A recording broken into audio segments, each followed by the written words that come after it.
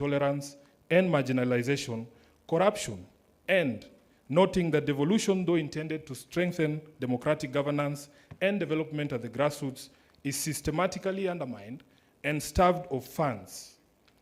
Now, therefore, His Excellency President Dr. William Samoei Ruto, CGH, and the Right Honorable Raiila Odinga, EGH, being the party leaders of the largest political parties in Kenya and bearing the greatest political responsibility, acknowledge the need in setting up a broad platform for collaboration and cooperation between all political forces and other stakeholders in the Kenyan society to address these long-standing challenges that threaten our nationhood.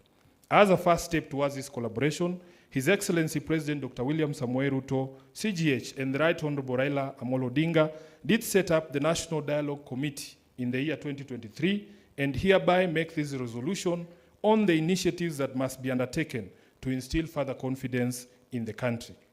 While this memorandum does not define the formation of a political coalition between the respective political parties, its successful implementation will inform the basis of steps towards the establishment of a progressive and stable country.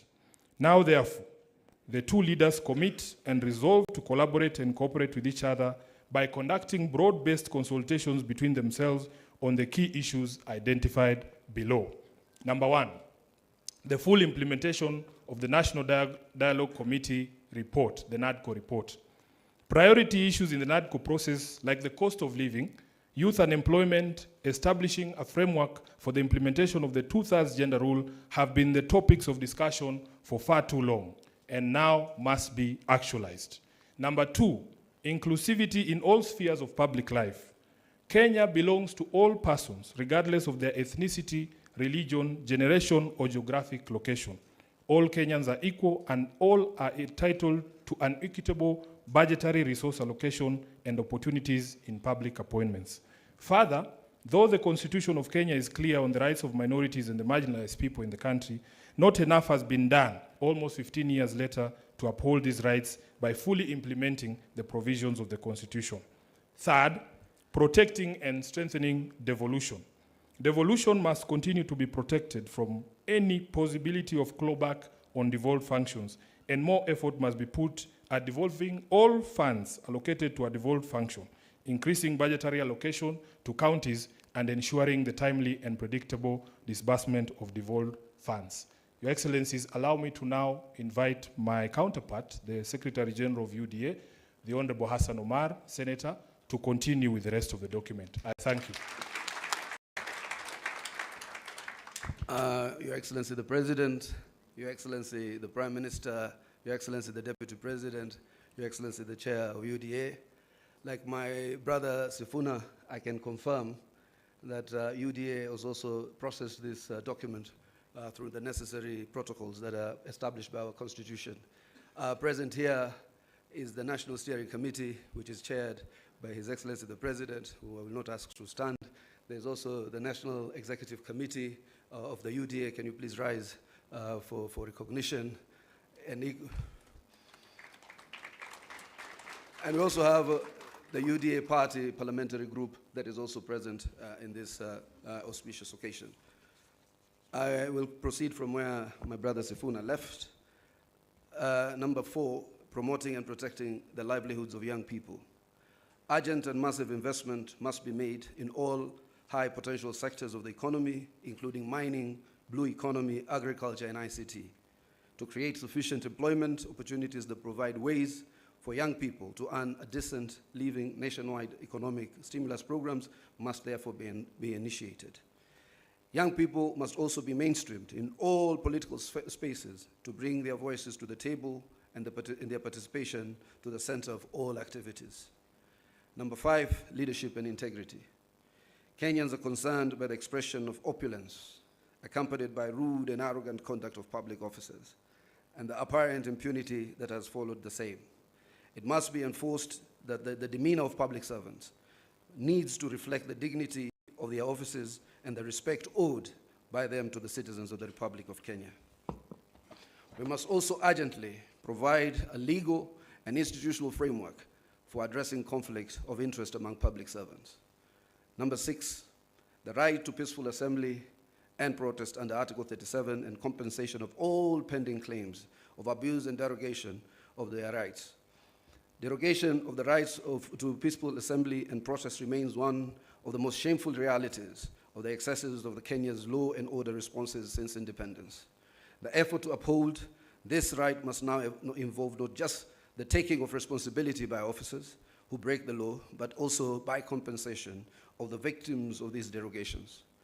An amnesty must be granted to all those who are charged for offenses based on the exercise of their right to peaceful assembly. The National Police Service must update their methods and processes of dealing with demonstrations and assemblies when they are held, and particularly when they have to be managed or contained. 7, the national debt. The urgent audit must be conducted of how much has been borrowed in the past and how it has been used. Going forward, we must stop the ballooning of the national debt and ensure accountability for future borrowing. Lastly, we must ensure that borrowed money is used in all manners that grants an equitable benefit to all Kenyans in every region of the country, since payments are made by all from taxes regardless of their locations. Number 8, the fight against corruption. Kenya needs to move from talk to action. We must move from the fight against corruption to winning the war against corruption. We must enhance the capacity of institutions that enforce accountability, and particularly the offices of the Auditor General, the Controller of Budget, and the Ethics and Anti-Corruption Commission. 9, stopping wastage of public resources and promoting government efficiency. A new ethos of public expenditure in both national and county governments must be inculcated in a manner that promotes austerity, justification, and effectiveness in the use of public resources. Number 10, protecting and promoting the sovereignty of the people, the rule of law, and constitutionalism.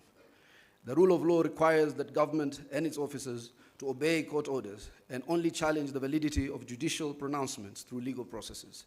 The specter of abductions and extrajudicial killings do not bode well for democracy. Suppression of constitutional freedoms, including speech, expression, assembly, and media, must stop. Furthermore, political parties, being key pillars of democratic participation, must be strengthened. The two leaders resolve to respect the identity and integrity of all political parties and to ensure respect and implementation of the provisions of the Political Parties Act. The dialogue and collaboration between the two leaders shall achieve its objectives by A, holding regular consultations on pressing issues of interest to the people of Kenya.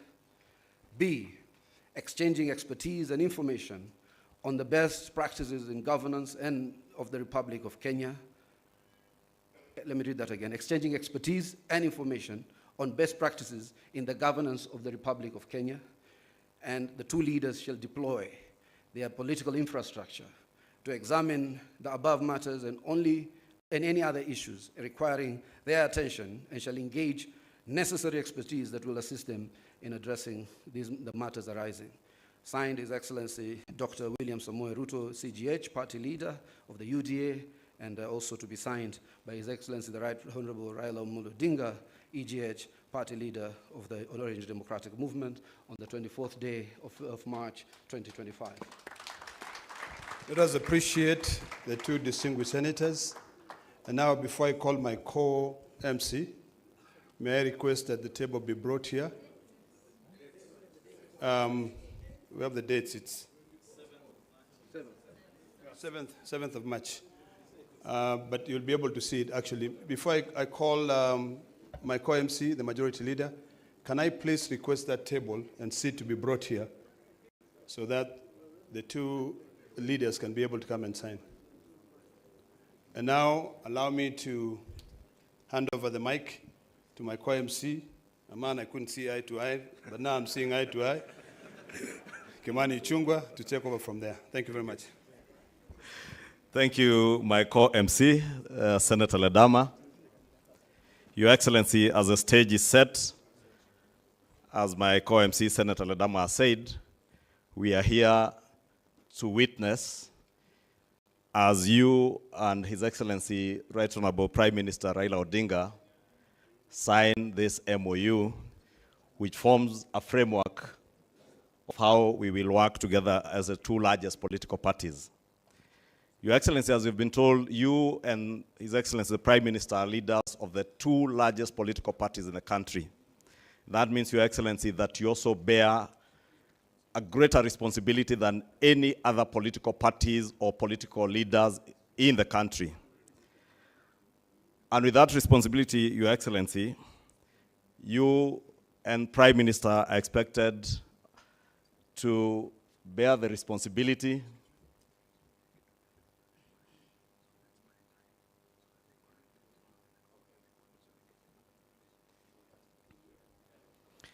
Thank you, Your Excellency. Your Excellency, I was saying, because you are leading the two largest political parties in the country, you also bear a greater responsibility to Kenyans and to the world. And part of that great responsibility is to ensure the unity of our country and the prosperity of our country. And as we have heard from the two SGs of the political parties, this will form a framework for the cooperation of you two as leaders of those parties and the unity of our country led by the two political parties, the two largest political parties. Your Excellency, I will be inviting those who will be flanking you and the Prime Minister as we sign, as I also try to buy some time for the Secretariat to get organized a bit. And I will be asking that the leaders who will be flanking you as you sign, I will invite them to stage, and thereafter, after the signing ceremony, we will ask all the leaders that I invite up here to retreat back to their seats, and I will then invite just a few people to speak, led by the chairs of the two political parties. And Your Excellencies, you know that these two largest and national political parties, ODM and UDA, are also led and have chairs who are ladies.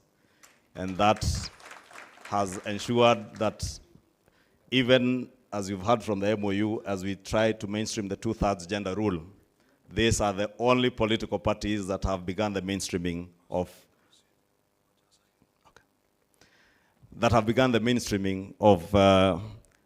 getting our women leaders mainstreamed in our political leadership. Without much ado, Your Excellency, allow me, since I have the SGs here, to invite the two chairs, Your Excellency Governor Gladys Wanga and Your Excellency Cecily Mbarire, our two chairs. Allow me also to invite the parliamentary leadership. In the Senate, I see the Honorable Ledama already on stage representing Honorable Madzayo. Let me invite Senator Aaron Cheruyot, the leader of the majority in the Senate. I am already on stage, so I will invite the Honorable Junet Mohammed, my compatriot and colleague in the National Assembly. Allow me also to invite the acting party leader of ODM and governor for Kisumu, Professor Anyang' Nyong'o, to the stage. And also invite the deputy party leader and deputy president, Professor Kithure Kindiki, on stage.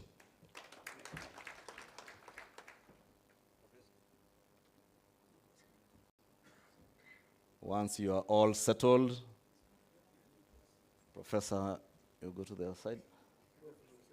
Professor Kithure Kindiki, Deputy President, to the right.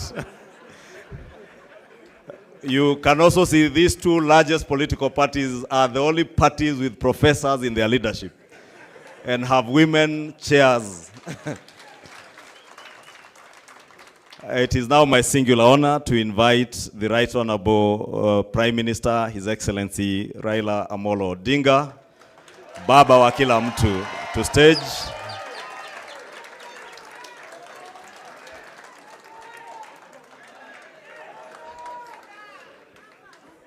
Another loud of applause for Baba wa kila mtu.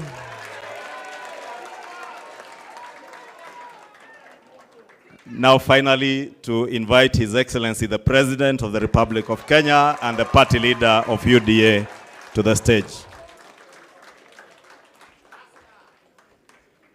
The Secretary Generals of the two political parties, you will take the documents and please you may take your seats. The two SGs, you will show our party leaders the pages to sign.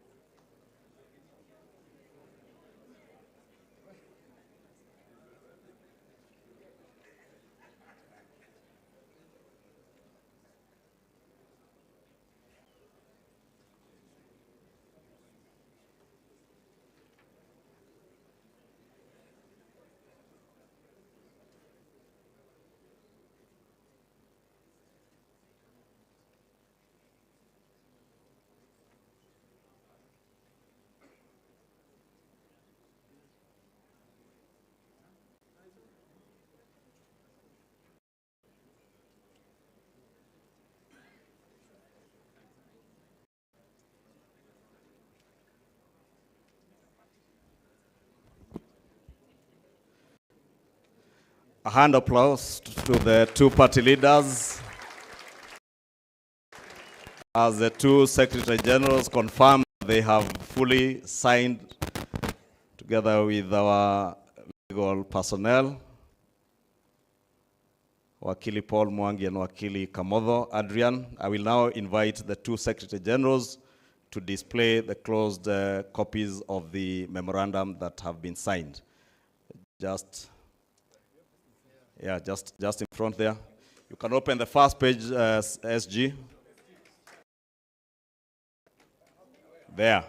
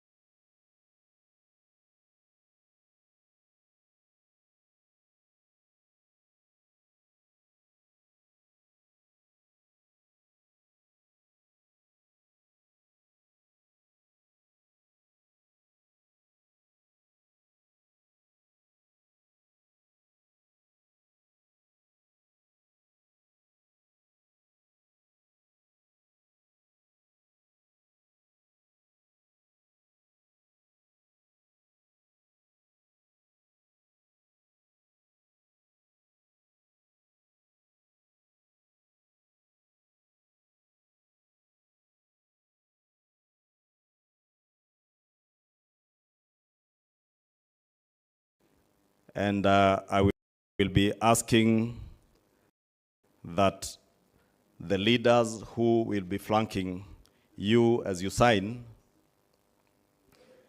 I will invite them to stage, and thereafter, after the signing ceremony, we will ask all the leaders that are invited up here to retreat back to their seats, and I will then invite just a few people to speak, led by the chairs of the two political parties.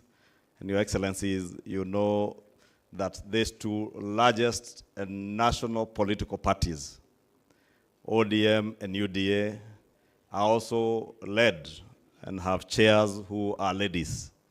And that has ensured that even as you've heard from the MOU, as we try to mainstream the 2/3 gender rule, these are the only political parties that have begun the mainstreaming of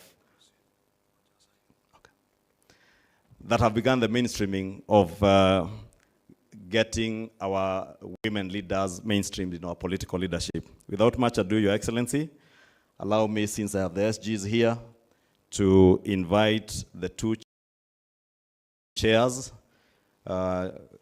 Governor, Your Excellency, Governor Gladys Wanga, and Your Excellency Cecily Mbarire, our two chairs. Allow me also to invite the parliamentary leadership in the Senate. I see the Honorable Ladama already on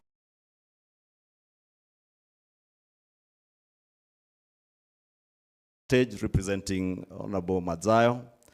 Let me invite